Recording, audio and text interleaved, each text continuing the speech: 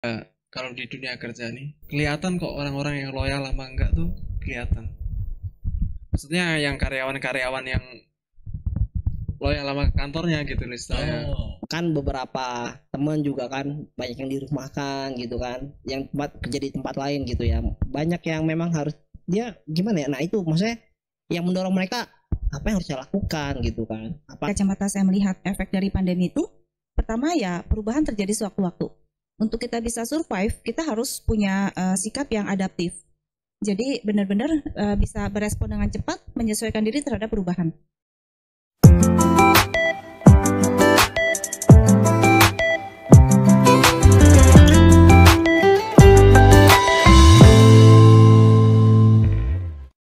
Tapi tantangan dari pengalaman pribadi Ida dalam misalnya kan tentu tekanan berat. Jadi yang diceritakan tekanan di sekuritas berat sekali, harus cepat berubah, mengalami dinamika yang sangat tinggi.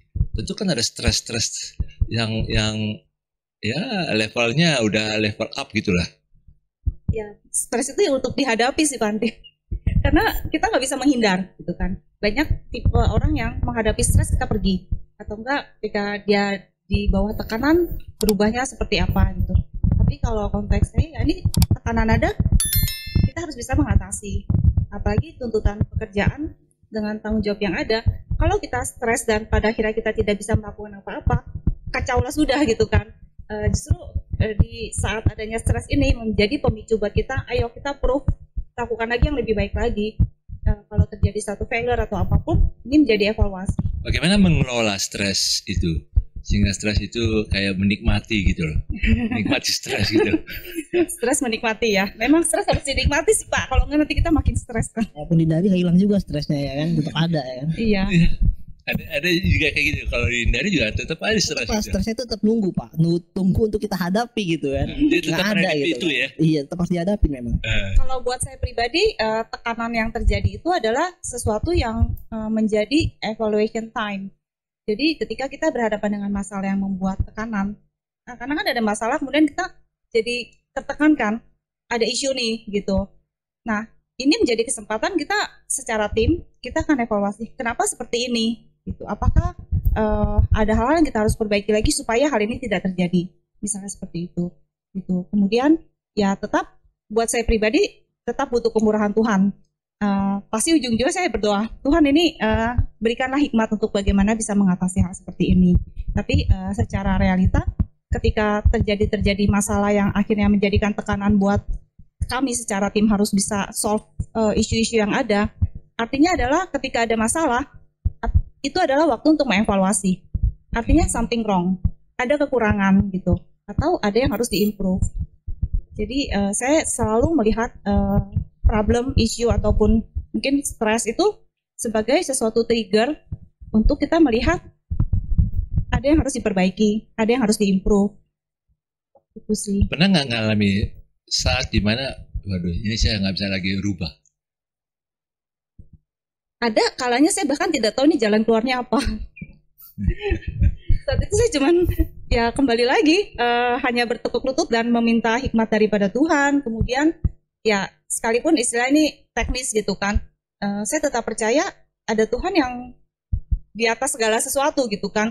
Ketika saya menyerahkan segala sesuatu itu, saya cuma bilang Tuhan saya udah nggak bisa apa-apa. Dan saat itulah saya melihat campur tangan Tuhan. Ya karena setiap orang walaupun dia kapasitas yang bagaimanapun juga pasti mengalami pernah satu titik puncak yang memang nggak bisa lagi, tiba-tiba kayak ada semacam buntu gitulah. Itu seperti apa ya? Brain apa ya istilahnya? Memang dia nggak bisa. Kalau blind spot kan mobil kalau kita ini ya. Tapi ini kayak, kok saya kayak mentok gitu ya. Mentok kan? Gitulah. Padahal bukan mentok ya, tapi saat itu karena dia terlalu crowded. Kayak kata mau ngelakuin apa gitu. Iya. Nah, itu kan pasti setiap orang yang profesional yang kerja pernah ngalami titik-titik gitu kan. Pernah. Jadi mungkin sudah mencoba segala cara gitu ya. Yeah. Tapi tidak solve. Ini bagaimana gitu. Ya ujung-ujungnya ketika kita mencoba lagi apa ya yang belum terpikir gitu kan. Tapi kembali lagi ketika sudah istilahnya nggak ada jalan nih gitu kan, tetap berharap Tuhan tolonglah kami gitu kan, bagaimana caranya, dan somehow ketika kita sudah istilahnya udah nggak tahu nih, coba A B C D E F gitu kan, tiba-tiba ada hikmat baru gitu kan, coba telepon seseorang, coba tanya dengan orang-orang yang mungkin lebih berpengalaman, dan ada aja jalan keluarnya sih Pak Andi. Apakah Ida juga pernah dulu Indonesia untuk dulu saya diam dulu aja? Atau tetap harus bergerak? Tetap harus bergerak. Karena ketika kalau konteksnya mungkin di perusahaan saya, perusahaan kami itu nggak bisa ketika ada masalah terus kita akhirnya diem. Karena di segmen sekuritas investasi ini kan berpacu dengan waktu. Oh, itu bedanya ya dunianya. Iya, baik detik per jam itu pun apalagi yang namanya customer gitu kan. Time is money ya. Iya, time is money, time is opportunity gitu kan. Iya, Ketika iya. katakanlah sistem nggak bisa diakses sekian menit atau nggak terlambat informasi sekian detik, ya sudah banyak komplain. Jadi FOMO juga ya, jadi kadang bisa jadi FOMO juga ya. Wah, itu parah sih gitu kan. Jadi ya itu stresnya mungkin di sana gitu. Jadi seringkali tim itu kita sudah sadar ketika jam-jam perdagangan itu adalah ketika nasabah tidak bisa melakukan sesuatu, bagi kita ayo jangan sampai kita merugikan nasabah gitu kan. Ini sekuritasnya hanya di Indonesia ya? Kalau Atau sampai luar negeri juga? kalau kami yang di Indonesia memang hanya melayani market Indonesia Oh, secara jadi berarti kan jam Indonesia ya? betul. Jam 8 sampai jam 4. Jam 9 sampai jam Jam 9 sampai jam 4. setengah 5 sih. Kan ada juga yang luar negeri juga, jadi kayaknya 24 jam kerja itu. Iya, jadi ya ketika memang sistem ada isu ya kita jam tegangnya itu krisis time-nya ya jam trading hour. Setelah itu udah napas dulu gitu kan. Cari lagi apa yang kita bisa improve seperti itu. Iya.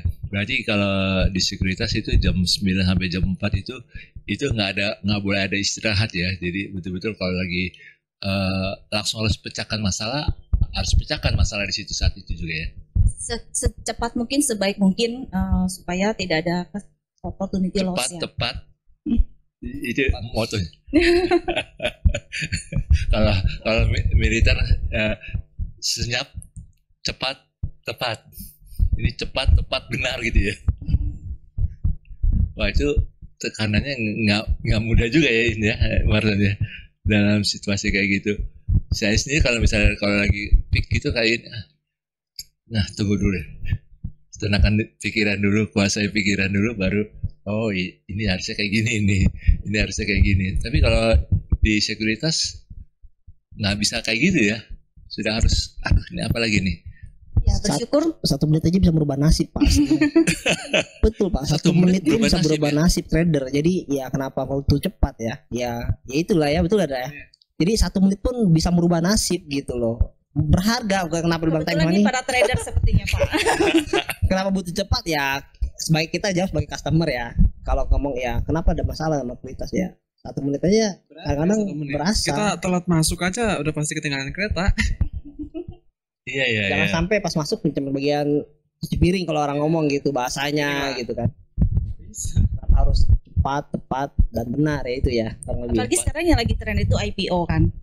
Nah IPO itu tuh jadi perusahaan-perusahaan baru yang terdaftar di Bursa Efek. Nah banyak kesempatan para trader ini mengambil cuan lah, opportunity ketika mereka membeli saham dari IPO. Nah biasanya tuh di hari pertama naik. Nah kalau ini sistem nggak bisa diakses atau apa, wah ini Siap-siap aja. siap-siap gitu kan. Beberapa kali kita mendengarkan dari suara-suara lah di media sosial, aduh aplikasi ini nggak bisa diakses nih, lemot nih, hang nih gitu kan. Nah buat kami sendiri kan ini yang harus dijaga gitu kan, karena begitu ada perusahaan yang baru listing dalam 5 menit pertama up, kemudian tiba-tiba udah down gitu. Ada yang sampai arah gitu kan, mentok udah nggak ada lagi over gitu kan, semuanya mau beli gitu. Tiba-tiba lagi semuanya balik lagi, nggak ada yang mau jual, semuanya mau beli. Semuanya mau jual, nggak ada yang mau beli. Nah itu ketika terjadi fluktuasi seperti itu, waktunya sangat singkat. Ya, trader pun juga bukannya ini ya, tapi trader ini kalau sekuritas dibilang apa? Kalau trader sekuritas bukan fasilitator ya, bukannya? Broker. Kelihatan lah istilahnya. Jadi trader sama broker juga sama-sama tegang ya. karena memang manfaatkan peluang ya. Jadi tadi Dari contoh peluang. pas lagi dia naik gitu, lagi di 30%, tiba-tiba semenit ngehang, habis menit kedua minus 6%. Dari plus 32 minus 6% itu berapa? Iya, iya. 38% dia kehilangan duitnya gitu. Kalau broker yang nggak ambil posisi sih nggak tegang, Pak. Jadi kalau broker yang memang tidak memanage portfolio sendiri, ya mereka hanya menyiapkan media kan, Iya. platform. Jadi ya trader-trader ini yang memang memonitor gitu. Kalau dari sisi broker ya hanya memastikan fasilitas tersedia dengan baik. Jadi tim teknisnya memonitor semuanya, no issue. Kalau ada isu itu yang tegang brokernya. Saya bayangkan dulu berapa tahun berapa 2005 pernah diajak sama teman ke salah satu sekuritas itu pas jam 2 sampai jam 4 sore. Wah itu orang yang waktu itu kan belum sistem sekarang nih ya. Kalau dulu kan masih harus di sekuritasnya di kantor-kantor itu. Wih suasananya kayak atmosfernya, ayo cepet. Mungkin kalau untuk si Ida juga sekarang tantangannya mungkin yang berat juga ini ya. Sekarang kan banyak anak-anak muda lah istilahnya kuliah gitu, mereka udah mulai main kayak gitu. Yang emosi mereka juga masih meledak-ledak kan. Jadi kalau ada masalah dikit udah pasti di up di media sosial tuh. Betul. Makanya saat ini value tertinggi yang kita memang harus appreciate itu customer. Gitu. Di kantor sendiri kan kita punya salah satu value ya. Ketika kita mau buat sesuatu, is it benefit for the customer? Itu pertanyaan awal pertama. If it is benefit for the customer, pertanyaan kedua adalah is it benefit for the employee? Baru yang ketiga, is it benefit for the employer-nya, for the company gitu kan. Jadi prioritas pertama memang selalu customer. Iya, apalagi anak-anak muda ya. Anak-anak muda sekarang yang ramai Generasi yang set gini. Banyak juga anak-anak kampus yang baru yang masuk di kuliah itu kan, karena kami sendiri punya beberapa puluhan kantor cabang perwakilan di kampus-kampus. Nah, ya itu edukasinya memang perlu kuat sih, karena basic knowledge-nya itu penting gitu kan. Apalagi sekarang banyak investasi bodong. Kemudian ya jadi harus bisa dengan baik memberikan edukasi tentang investasi yang benar. Sehari Ida tuh kalau kerja berapa jam? Kalau lihat dari tekanan sangat berat kayak gitu. Tergantung, kalau nggak ada masalah ya normal office hour ya. Minimal itu 8 jam ya. Tapi kalau memang ada masalah yang harus di solve ya sampai malam pun kita berusaha supaya solve dulu baru pulang kan. Kalau pemadam kebakaran kan padam dulu apinya kan. iya kan, pantang pulang sebelum sebelum padam padam. gitu kan. Nah kalau memang ada isu ya kami berusaha terbaik untuk memastikan misalnya hari ini ada problem setelah trading, besok sebelum trading mulai sudah harus solve. Oke. Karena bayangkan ini bisa satu saat itu 24 jam per hari gitu. Pernah ngalamin 24 jam per hari? 24 jam per hari ya itu ketika ada masalah yang Ketika ada masalah. berlarut-larut ya. Tapi memang pulangnya tetap harus pulang gitu kan. Karena manusia punya kapasitas Iya, berpikir gitu kan, ketika dipaksakan nggak bisa. jangan pulang gitu kan, ayo mikir, nggak bisa, malah error semua nanti. Iya. Ini kan bukan mesin. Iya. Ini ada sesuatu yang memang harus di-stretch dulu gitu sih. Oke, jadi kalau dari keluarga sih nggak ada masalah ya. Cuman memanage diri, bagaimana menguasai diri, menguasai cara berpikir pada saat lagi ini ya berdoa. Berdoanya bagaimana nih? Berdoa jalan pintas, berdoa bagaimana nih kalau minta hikmat? Berdoa minta hikmat dan mungkin lebih banyak juga memotivasi tim kali ya. Ketika aduh ini Kalau gimana berdoa gitu. pribadi, kalau di kantor gitu lagi peak itu apa di tempat duduk di meja atau Kan berdoa tidak harus bersuara dan kelihatan semua kan gitu. Kebetulan di kantor kami juga ada persekutuan kan, juga ada tim-tim istilahnya anak-anak Tuhan, jadi kan ketika lagi suatu saat kita ada masalah ya udah kita kumpul aja kita berdoa gitu kan. Oh, gitu. Ada kalanya bisa ada secara juangannya bisa. komunitas, ada juga ya pribadi gitu. Oke. Jadi kadang kan perlu juga ada tim doa ya yang sama-sama saling menguatkan dalam situasi kayak gitu. Oke, nah Indra sendiri pengalaman ini Dari sisi apa nih keluarga nih? jadi keluarga. Karena Ya, ini kan kan- tantangan cukup berat juga ini. Mungkin kalau dibilang berat, ya berat lah saya kan 2020 saya nikah 2020. Oh iya. Kemudian punya anak 2021. Jadi kamu juga itu anugerah ya. Iya, bisa tetap saya menjalankan Pernikahan sesuai dengan Pernikahan. jadwal. sesuai dengan jadwal yang saya inginkan istilahnya. Iya iya. Itu semua anugerah Tuhan. Terus anak saya lahir pas Pas ini puncak lagi. puncak lagi Delta Delta. kan. Jadi benar-benar pandemi kemarin benar-benar apa ya istilahnya Melewati badai ya. ya menguatkan mental saya mesti kuat dan iman saya juga mesti kuat kan. Stres nggak waktu itu? Stres nggak? Ya mau dibilang stres ya stres Pak. Orang siapa sih yang pernah ngelewatin pandemi? Pandemi mau berakhir kapan sih? Siapa sih yang pernah ngelewatin? Sebentar lagi. Ya kan? Maksudnya zaman dulu kadang dulu karena pas sebelum nikah tuh kadang mikir ntar bulan ini turun lah bulan ini. Ternyata kan enggak juga kan. Betul. Malah naik terus kan. Betapa paniknya itu rasa. Maksudnya Karena waktu 2020 kan Juni agak turun dikit ya. ya itu benar-benar anugerah Tuhan sih. Maksudnya Iya. bulan Juli bisa tetap nikah itu benar-benar anugerah Tuhan karena Walaupun dibatasi ya. walaupun dibatasi. Ya itu antara rasanya ikhlas dan gak ikhlas ya maksudnya. Ya namanya orang nikah kan paling pengennya kan yang rame-rame. Rame. Sebelumnya kan zaman dulu kan pasti rame-rame kan. Iya ya. Tapi yang kemarin kita disuruh berhadapan dengan situasi yang ada. Hybrid lagi ya. Bener-bener mungkin itu persiapan jadi yang kita siapkan 1 tahun sebelumnya harus dirubah semuanya jadi persiapan yang singkat kan. Iya. betul. Mungkin berapa ya 1 bulan ya Ci ya. Kebetulan ini Cida juga yang membantu saya, Pak Ani juga bantu saya juga kan. Saya persiapannya jadi 1 bulan sebelumnya mungkin itu benar-benar persiapan yang kilat lah istilahnya. Betul. Semua yang udah disiapkan di tahun sebelumnya harus dirubah 180 Jadi derajat. Maret sampai Juni itu masa ini ya. Deg-degan. Masa penantian yang nggak pasti ya. Nggak pasti. Ini beneran bisa apa enggak nih? Iya ya. Dulu saya juga ada temen yang mau nikah di bulan Agustus juga. Jadi kan tiap hari cuma ngobrol aja sama dia. Ini gimana kita bisa jadi saling bertukar pikiran aja jadinya kan. Nah, terus yang kedua, anak saya lahir juga pas Delta. Bener-bener pas lagi Puncaknya itu. puncak-puncaknya. Dari perubahan situasinya tuh cepet banget gitu.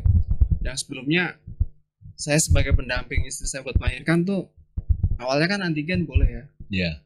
Pas itu kan langsung naik tinggi lagi. Suami istri harus PCR dua-duanya tuh. Jadi Ya, kayak kemarin pas mau masuk rumah sakit pun harus, isolasi ya. ya saya nggak boleh keluar kemana-mana. Hanya di dalam rumah sakit dan kita mau masuk kamar aja mesti nunggu hasil PCR dulu kan. Jadi kemarin aja masuk rumah sakit tuh jam 10 malam. Karena Oh. nunggu hasil PCR-nya itu kan.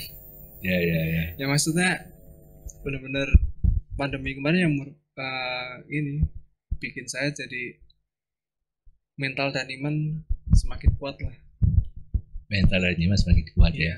Karena ternyata kalau punya Tuhan ya semua bisa terlewati. Di saat pandemi seberat apapun kemarin, Tuhan kasih anugerah, saya bisa melewati apa yang saya inginkan gitu. Ya ya. Ya mungkin jarang lah orang yang merasakan situasi seperti itu tuh jarang banget. Mungkin dari manusia yang ada di dunia ini ya nggak semua orang bisa melewati masa-masa seperti saya kemarin kan. Bonus. Ya itu bonus dari Tuhan sih bisa melewati masa-masa seperti itu. Dua momentum yang sangat Iya, berharga. sangat berharga. Menikah sama kelahiran anak. Iya, di masa pandemi yang berat. Itu benar-benar. Tapi itu mengganggu pekerjaan nggak? Kalau kebetulan sih karena itu semua udah saya rencanakan ya. Kalau pekerjaan saya kan memang bisa diprediksi kan, ramainya di bulan apa gitu. Iya ya. Jadi ya momentum saya tuh biasanya ramainya pekerjaan tuh di bulan Januari sampai April. Jadi setelah itu kan kita sih nyebutnya sebagai low season kan. Iya. Jadi ya di bulan-bulan itu tekanan kerjaan nggak terlalu banyak. Ada sih kerjaan, cuman paling kliennya nggak datangnya nggak rame-rame kayak di Iya, bulan iya. Januari April. Kalau Januari April pun satu orang bisa pegang puluhan klien gitu. Oh iya ya. Ya, tapi kalau udah di atas bulan April ya paling pegang sebulan paling selesaiin 1-2. Jadi kerjaan nggak terlalu berat kalau di bulan-bulan itu. Dan ya mau dibilang WFH ada senangnya apa enggak nih? Ya kemarin pas WFH kebetulan pas anak saya lahir kan. Iya. Jadi otomatis saya punya waktu lebih banyak buat sama anak saya kan. Iya. Kalau mungkin kalau anak saya lahirnya pas WFO. Pas WFO ya agak repot juga kemarin mungkin ya. Tapi bersyukur ya Ndra ya, ketika lahir low season. Iya, low season WFH dan gitu. WFH itu benar-benar ya mungkin itu bonus juga dari Tuhan tuh. Saya bisa lebih banyak waktu dengan anak saya tuh jadinya. Jadi Tuhan ngatur sedemikian. Iya, Tuhan atur sesuai dengan apa rencananya indah lah. Karena kalau pas lahir high season WFH juga berat ya. Berat banget.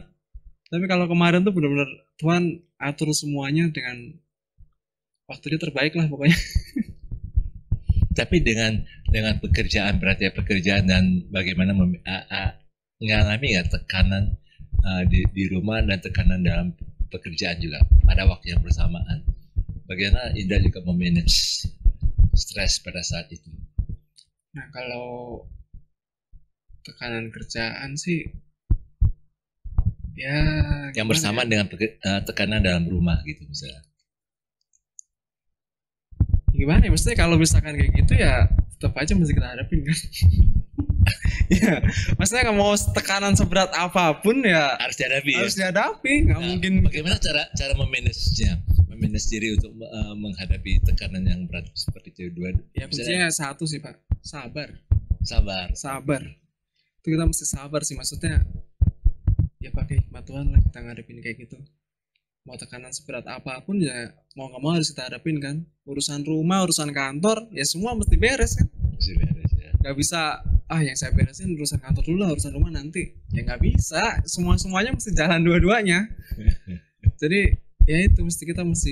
Jadi kalau kayak gitu lagi di kantor, jam kantor udah lah, saya harus urus kantor Ya dulu. di kantor urusan kantor dulu pokoknya. Sampai di rumah Urusan nanti rumah dulu. kalau bisa. urusan rumah dulu gitu. Tapi kalau pas WFH pas jam kantor ya mesti beresin urusan kantor dulu. Oke. Tapi waktu WFH gitu misalnya WFH terus ada di rumah, tekanan ada di dua-duanya. Bagaimana cara menghadapinya? Nah kebetulan sih kemarin saya pas WFH tuh pas tekanan kerjaan nggak gitu berat Pak. Kayak Jadi gitu berarti ya. saya ya nggak ini sih nggak Nggak yang terlalu- gimana aja. Oke. Maksudnya Karena bukan lagi nggak high pas, season. iya lagi pas nggak masa sibuk. Oke. Ya, ini kan cukup menarik. Mungkin tambahan Pandi, kalau tadi Pandi tanya gimana mengatasi stres gitu kan. Idealnya kita bilang mengandalkan Tuhan gitu kan. Cuman kadang tuh challenge-nya ketika at the point of time stres itu datang, aku ya mungkin secara pribadi langsung berpikir secara manusia dulu kan. Ini gimana gitu kan. Ketika udah, waduh, kok kayaknya berat, baru Tuhan tolong gitu. Sometimes itu kenyataan gitu kan. Secara teori kita selalu bilang iya kita andalkan Tuhan gitu. Tapi secara reality kadang itu challenge-nya. Ketika kita punya andalkan Tuhan, tapi ketika stres itu datang tiba-tiba gitu kan, kita berpikir secara manusia dulu, secara teknis caranya gimana gitu kan. Kadang ketika waduh ini kok berat ya gitu, baru Tuhan tolong. Itu mungkin kalau diakui secara jujur seperti itu sih. Katanya 3 narasumber ini saya lihat ini nggak ada tekanan dengan tagihan hutang. Utang mah ada aja Pak. karena itu juga ini tersendiri lagi nih tekanan. Jangan dibuat tekanan gitu kan, dijalanin aja gitu. Dan ini hutang ada tapi jangan dipertekanan. Tapi kalau berarti masih bisa tercover, terbayar ya berarti. Ya kan pasti kita alokasikan gitu kan. Alokasikan. Baik kondisi-kondisi kayak gini kan kita harus lebih pinter-pinter gitu. Perlu nggak ya gitu kan. Kalau nggak perlu amat ya baik di hold aja gitu kan. Oke. Karena Memaksakan ya. cukup berat ini pandemik ini kan dengan hutang itu orang itu stresnya tinggi sekali tuh. Orang yang punya hutang bahkan yang nggak bisa bayar lagi itu udah sangat berat. Baik yang ada pinjol, ada yang pribadi yang pinjam ke bank, ada juga yang perusahaan juga akhirnya harus bayar hutangnya, tapi juga pendapatannya juga turun. Itu kan juga cukup berat gitu lah. Ditambah hutang budi ya. Kalau Pasti kan ada orang-orang yang menolong juga di tengah kesulitan di pandemi. Lagi yang ada harganya ya. ada ngalami gitu ya, pada pandemi. Iya tetap ada lah Pak. Jadi ketika kita secara tim menghadapi problem gitu kan juga Tuhan berikan orang-orang yang menolong, memberikan advice nih caranya seperti ini. Jadi ya itu cara Tuhan menolong dan kita juga nggak boleh lupakan kebaikan-kebaikan orang. Oh iya. Ya, kalau misalnya dalam situasi gitu kan memang kita harus main komunitas. Jadi artinya kita tahu wah ini orang yang baik, orang yang memang bisa di kita ini sehingga kita tetap ada hubungan baik lah dengan orang-orang seperti ini. Kan kelihatan di pandemi kita kan kelihatan ini orang baik atau bukan orang baik. Bisa dalam lingkaran pertama atau tidak. Ini kan di pandemi kan kelihatan ini karakter orang-orang di sekitar kita gitu lah. Sama itu juga sih Pak, pandemi kemarin juga kalau di dunia kerja nih kelihatan kok orang-orang yang loyal sama enggak tuh kelihatan. Maksudnya yang karyawan-karyawan yang loyal sama kantornya gitu istilahnya. Mungkin yang mau bekerja lebih gitu ya. Yang mau bekerja apa ya istilahnya? Ya all out lah istilahnya, bekerja sungguh-sungguh atau cuman ya kerja asal kerja aja tuh kelihatan. Biasanya orang-orang yang kayak gitu usia berapa? Ya mungkin yang masa kerjanya masih setahun 2 tahun tuh yang masih labil Pak. Oke, yang masih idealis ya. Iya Idealis. Iya. Masalahnya sekarang kan kayak godaan-godaan di luar kan juga gede Pak. Kayak misalkan di perusahaan-perusahaan teknologi itu sekarang lagi startup itu mereka ngegaji fresh graduate tuh gede banget Pak. Oh gitu. Iya. Ya, jadi sebenarnya ini balik lagi ke cara sudut pandang sih, dilihat dari sisi mana gitu kan. Jadi ya nggak dibilang salah, kadang mereka juga nyari Karena opportunity di bagian ada gitu kan. startupnya juga gitu. Kagak lah. Cuma Nggak terima ya. cuma memang ya Nggak apa-apa, ini kan benar gitu. karena memang benar di saat banyaknya yang PHK, dirumahkan, di banyak-banyaknya, maksudnya di saat banyaknya hal-hal seperti itu, banyak juga yang merdeka secara keuangan. Jadi ada maksud loh. ada startup juga nih ya. Nggak ada sih, nggak ada. Maksudnya ini dari saya lihat ada perkembangan yang ada ya, maksudnya kan beberapa temen juga kan banyak yang dirumahkan gitu kan, yang kerja di tempat lain gitu ya, banyak yang memang harus dia gimana ya, nah itu maksudnya yang mendorong mereka apa yang harus saya lakukan gitu kan, apakah saya harus diam aja atau saya berkreasi gitu kan banyak juga yang dirumahkan, banyak juga yang memang menemukan jati diri orang ngomongnya gitu kan. Iya. Mereka bisa merdeka secara keuangan, ada juga gitu kan, setelah keluar dari dunia pekerjaan ya mereka ada yang sukses, ada juga gitu kan. Kita nggak bisa bilang Yang sukses kayak gitu kan kecil gitu lah. ya baik lagi itu sisi manusianya. Saat kita ngadep balik, nah ini pertanyaan balik lagi kayak kita ngomong gimana cara ngadepin stres itu nggak bakal hilang, kita hindarin, tetap menunggu dia di depan ujung jalan tuh, dia menunggu, hanya kata kita mau stop sebentar untuk istirahat atau kita mau hadapin. Belok dikit. Ya mobil pun tetap ketemu di jalan, harus dihadapin gitu loh, dengan cara yang berbeda ya. Kalau saya sih melihat hal itu ya, maksudnya gimana caranya berpikir ya, perubahan ada dan nggak bisa salah sih, kondisi begini berubah. Ada yang bilang, ada satu nasabah bilang, Pak gimana nih 6 bulan ke depan? Aduh maaf ya Pak, kita jangan bicara 6 bulan ke depan, bulan depan pun mungkin kebijakan ada yang berubah Pak, kita nggak ada yang tahu gitu. Sorena juga nggak tahu ya. Iya, nggak ada yang tahu. Mungkin dalam sebulan tuh ada banyak perubahan dari manajemen ke bawah dan kita memang harus ngikutin gitu. Nggak bisa kok bisa berubah sih, nggak bisa, memang keadaannya begitu loh gitu loh. Makanya kita bilang, Pak jangan sekarang, susah Pak kita ngomong 6 bulan ke depan, setahun ke depan. Ini bulan depan aja kita nggak tahu nih kita mesti ngapain, kebijakannya apa lagi, ada yang berubah apa enggak kita nggak tahu. Oke, tapi saya maksud ke yang tadi Indra, topik tadi Indra yang sebut itu yang karyawan loyal dan itu kelihatan itu yang baru-baru ya yang Indra lihat. Iya, maksudnya ya kelihatan apa maksudnya. Yang mereka bersungguh-sungguh apa enggak kerjanya. Kayak yang Cida tadi bilang juga tuh, WFA yang jalan-jalan ke mall, apalah itu kan juga sebagai kayak pembuktian juga gitu loh. Ini karyawan ini serius nggak sih kerja sama kita gitu sebenarnya. Karena kan misalnya kan dalam hasil penelitian, kalau generasi Z biasanya kan 3-6 bulan bisa saja dia pindah. Iya. Kalau Saat ini udah generasi kayak gitu sih, Pak. milenial biasanya 1 tahun ke atas. Tapi kalau generasi yang usianya 40-an ke atas, itu biasanya tuh sudah mau yang Tahan banting ya. tahan banting gitu. Nah, yang Indra maksud yang loyal itu yang 40-an ke atas atau yang generasi Z? Gini maksudnya, kalau kayak di kantor saya kemarin aja tuh yang anak-anak baru lah istilahnya, yang baru berapa bulan, 1 tahun gitu, ya udah pada resign aja. Oh, Jadi Desainnya kenapa, Ndra? resignnya sih mereka ya pasti ada tawaran dari startup itu tadi kan, kayak gitu. Jadi ini bukan generasi Z ya, generasi. Generasi apa ya? Tapi berarti desain itu bukan karena efek pandemi, tapi karena ada opportunity. Ya, Iya, opportunity. opportunity sama ya kemarin pandemi kan sebenarnya juga bikin kita WFH kan juga nggak enak juga kan. Saya bikin kesempatan mereka buat nyari kerjaan juga lebih mudah kan. Interview kita nggak tahu Nah, gitu ya. interview nggak tahu kan. Jadi bener-bener kayak di tim saya aja kemarin bener yang 2000 untuk masa sibuk kemarin 2022 ini Januari April kemarin nih tim saya aja baru semua istilahnya udah ganti orang semua. Oke. Berarti memang perubahannya di situ ya, Iya. tetap membangun tim yang baru ya. Membangun tim yang baru. Jadi kita juga jadi harus siap juga kalau misalnya apalagi nih ya ada tim baru lagi nanti. Iya. Oke. Saya juga nggak yakin juga yang kemarin ini bertahan juga di tahun depan nanti. Oke. Itu membentuk satu budaya sih Pandi. Jadi kalau dari kacamata saya melihat efek dari pandemi itu, pertama ya perubahan terjadi sewaktu-waktu. Untuk kita bisa survive, kita harus punya sikap yang adaptif. Jadi benar-benar bisa berespon dengan cepat, menyesuaikan diri terhadap perubahan. Jadi karena kadang-kadang tuh planning, oke, kita sudah buat planning setahun gitu kan, seperti yang tadi Martin bilang kan. Somehow tiba-tiba terjadi sesuatu, nggak bisa kita berpatokan pada ini kita mau lakukan ini.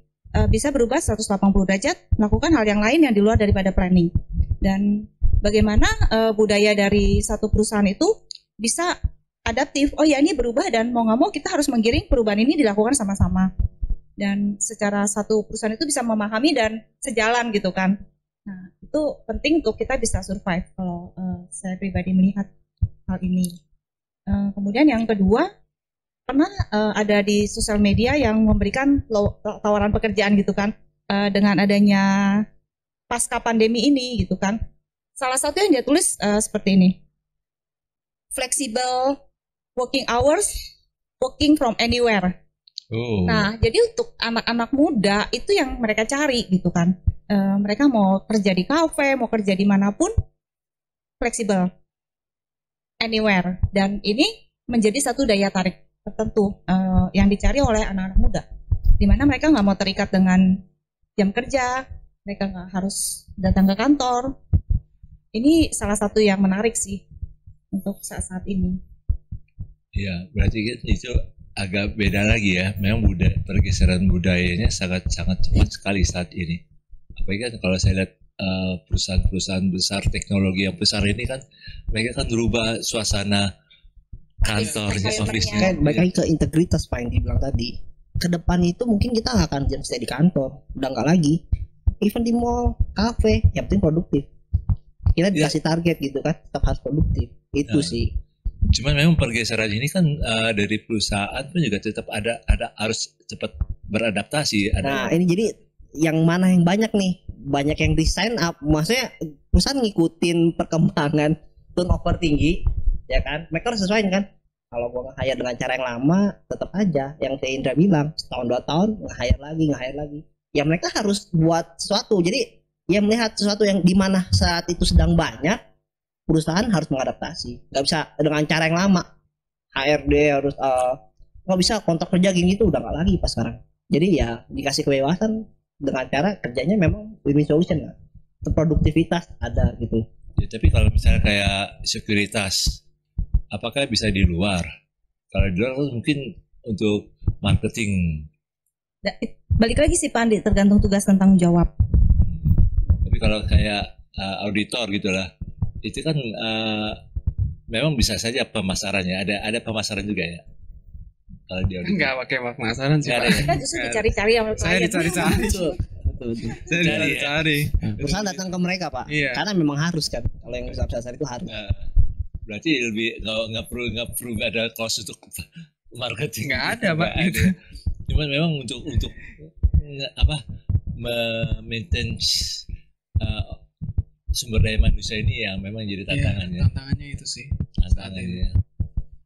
Berarti ya usia hire tinggi ini. Cuman ya gimana maksudnya kita kan ibaratnya jasa kan kosnya kan manusia kan. Gaji Betul. orang kan kos. Kalau sekuritas bisa ganti dengan mesin. Belum 100%. Ya sih nggak. Tapi kan ya di atas 50% bisa pakai mesin. Betul. Kalau auditor Ya, masih orang yang kerjain. orang yang kerjakan. Nanti kita bikinin sistemnya. Sebenarnya udah ada sistem, cuman maksudnya ya untuk Valid lah ya, Indonesia ini tetap harus analis dari Iya, otak tetap. manusia sendiri. Tekanan-tekanannya kan beda-beda ini. Kalau misalnya sekuritas, oke lah manusianya agak susah, ya sudahlah coba diatur pakai mesin. Tapi auditor kan ini juga perlu apa terobosan lagi nih. Nah kalau bank, Sama Pak, turnover tinggi juga. ya. Turnover tinggi juga, ya. Karena untuk apa orang-orang yang hanya loyalitasnya ya paling 2 bulan 3 bulan kerja terus ya ini lagi. Nah itu kan berarti kan perlu ada untuk orang-orang seperti saudara ini kan tekanannya cukup berat juga. Karena bagaimana membangun tim ini, bagaimana untuk mencapai target kalau nggak ditopang sama tim gitu lah. Ya kan di situ sih. Memang yang adaptif ini memang perlu konsultan ya. Kadang budaya juga ya Pak, misalnya dengan banyaknya WFH, WFO gitu, interaksi sesama tim kerja itu juga terpengaruh gitu. Jadi bagaimana kita lihat dari sisi perusahaan pun melihat bagaimana menciptakan satu budaya kerja yang kondusif, sekalipun ada hybrid kombinasi WFH dan WFO, entah itu komunikasi gitu, salah komunikasi, mispersepsi antar divisi. Kemudian bisa jadikan, aduh kenapa ini jadi kerjaan gua, nih kenapa dia bla bla bla bla, itu juga akhirnya bisa jadi problem gitu kan. Jadi memang ya menarik sih, challenging. Ya ini yang membuat juga tekanan juga makin berat gitu. Dengan perubahan zaman ini nih. Karena saya juga dengar dari orang yang bekerja dalam pendidikan untuk anak-anak. Dia sampai sempat bilang gini juga. Ini juga untuk generasi Z ini saya juga bingung ini. Generasi Z, generasi Alpha. Ini saya juga bingung ini. Ini bagaimana nih ke depan ini mereka nggak bisa diprediksi dengan tepat ini. 10 tahun lagi ini apa yang terjadi dengan ya kayak nanti dengan Niko, dengan Noah. Betul. Mereka ada di metaverse. Ya metaverse juga ini. Ini bisa juga. Ya ini. memang itu saya beberapa lihat, bahkan bisa kerja tuh di kereta gitu ya. Luar biasa, lo nggak bawa laptop, cuma bawa VR, dia buka, dia bisa ketik di situ gitu ya. Maksudnya udah se-fleksibel itu kerja. Jadi memang yang nanti ke depan tuh seleksi alam ya, produktivitas yang memang menentukan. Ya boleh aja dibilang kerja di sana pindah. Tapi kapasitas itu sangat-sangat penting itu untuk tantangan ke depan itu. Untuk bisa cepat beradaptasi mengikuti perkembangan teknologi. Ya, itu kan makanya di sini ya mungkin lagi pada peralihan ya. Bank pun juga sama ya, karena digitalisasi. Ya kan. Sekarang buka rekening nggak perlu ke bank lagi. Ya kan? Tinggal download aplikasi, verifikasi yang sesimpel mungkin rekening jadi. Ya kan? Deposito pun sama. Bahkan nggak cuma deposito, kita mau pinjam pendanaan pun, pembiayaan pun semua by aplikasi sudah ada gitu. Memang belum semuanya, mungkin kedepannya akan ke situ gitu.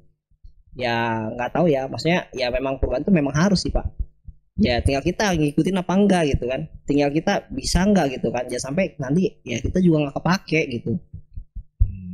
Ya jadi ini tekanannya makin ke depan ini makin tidak makin berat yang nggak bisa diprediksi ya. Tapi yang paling penting adalah bagaimana kita tetap memperbesar kapasitas dan integritas. 2 hal ini ya.